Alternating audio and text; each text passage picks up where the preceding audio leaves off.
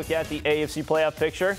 You got the Titans at first, Chiefs second, followed by the Bengals, Bills, and then you have the Patriots fifth, Colts sixth, and the Chargers right now, at the moment, sitting in that seventh and final playoff spot. All right, let's bring Tommy Curran, Phil Perry back in for the Daily Thread. And Phil, you brought something up a few minutes ago that I want to go back to because sort of agree with it. Buffalo might be the best matchup for the Patriots, the way things are shaking out because of what you brought up there, the weather. And Buffalo doesn't seem like they're built to deal with the conditions in Buffalo. Which is strange, right? You'd think they would have thought of that as they were putting this team together.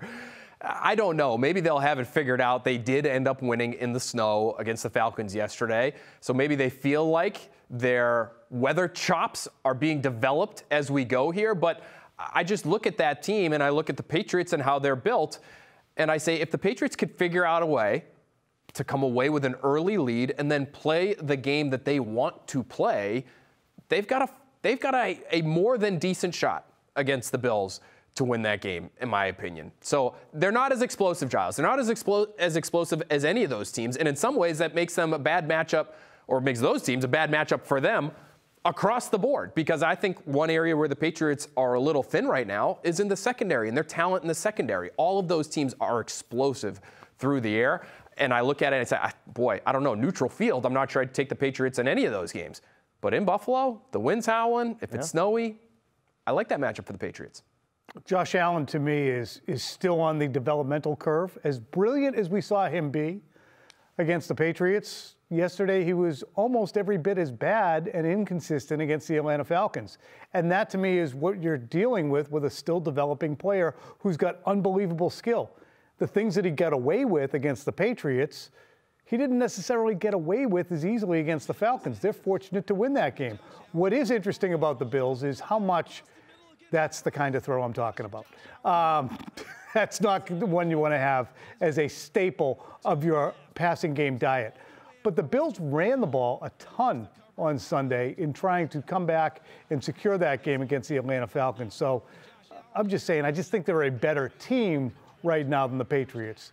Not hugely, and if the Patriots get ahead and play with efficiency, then they could certainly take out the Bills. They can take out anybody in the AFC. But here's the thing, and you say they can take out anybody. I still look at it, and the way you saw Cincinnati respond against Kansas City, and which was the biggest game in Cincinnati's regular season history, years and years and years. The way they came out, won that game with Joe Burrow at quarterback. Tennessee, watching what they did to the Dolphins, who might have been paper tigers. Maybe their 7-game winning streak was, even weaker than what we saw from the Patriots. After seeing what those teams are doing, that's why I'm starting to warm up to a cold Buffalo, if that makes sense. It's almost like you can't expect teams to play week to week in the same fashion. I mean, they don't. A little bit. I mean, Kansas City was horrendous at the beginning of the year defensively. They righted the ship. They won games 13-7. They won on the back of their defense, and now their defense has regressed. I mean, Tennessee, I would think, Phil, Tennessee might be the most stable, especially if they're getting Derrick Henry back, because they've gone through the most in some ways in terms of attrition. I think if Derrick Henry is healthy, and to me that's a big if, it's just mind-boggling the fact that a man that large can come back from a foot injury and be okay. I mean, he is a dynamite athlete. If he's anything close to 100%, to me, Tennessee is the scariest of the entire bunch there, because I think they've got a great mix where they have a good, not a great, but a good quarterback. They have plenty of weaponry. They're a tough team, outdoors, indoors, it does not matter for them. And they've got a smart coach. And so that's really the team that I would want to avoid if Derrick Henry is anything close to himself. I think that's just such a big if. We forget to even include them in the conversation. What will be interesting to see, Giles, is how the Patriots will play when the postseason does arrive. Will they play like underdogs? Will they take chances? Will they do things to try and turn games on their heads, whether it be with scheme or gambles, fourth down, whatever, trick plays?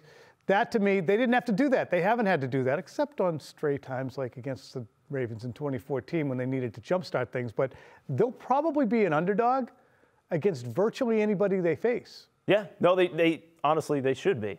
I do think it's They should. also. Then there's nothing wrong with that. It's a rebuilding team, Phil. Okay, well, don't have quite enough time to get into that because I don't think that's going to be a quick conversation. Ish. But I also think it is a big deal that the Chiefs are no longer the number 1 seed in the AFC.